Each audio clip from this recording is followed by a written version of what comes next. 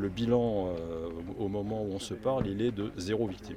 Donc comme vous pouvez le constater, grâce au renfort de 3 unités de CRS et d'un escadron de gendarmerie mobile, une évacuation sous contrainte est en train d'être effectuée de ce site. Il y avait encore 300 véhicules qui étaient présents ce matin, il n'y en a plus que 200, peut-être même un peu moins au moment où je vous parle. Chaque véhicule est contrôlé à sa sortie, ce qui nous a permis d'appréhender le matériel de sonorisation et les groupes électrogènes et de s'assurer que les personnes qui sont au volant sont en état de conduire et du respect du code de la route. Voilà. Donc l'opération continue et ce qui peut donner l'impression que ce soit long, je me répète, c'est parce qu'on contrôle chaque véhicule. Depuis le début, il y a plus de 1000 verbalisations qui ont été effectuées et je pense que ce soir, on aura un bilan qui sera certainement encore plus important. Comment ça va se passer avec les viticulteurs, les propriétaires des terrains? Est-ce qu'il y aura, je ne sais pas, des réunions, des discussions avec eux pour voir un peu comment ça va se passer? Alors, il y a de toute façon, vous voyez que c'est une zone qui est sinistrée par un incendie, de toute façon un travail qui est permanent avec les maires, avec les viticulteurs.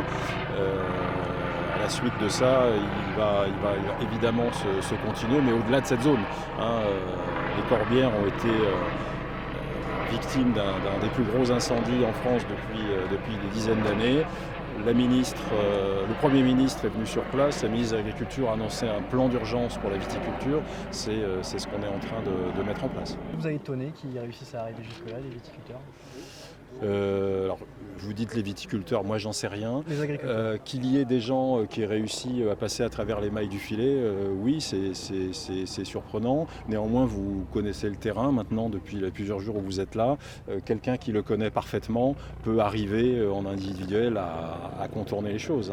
C'est d'ailleurs ce qui a rendu les choses difficiles aussi pour nous, pour rendre le site étanche lorsque la manifestation est montée en puissance.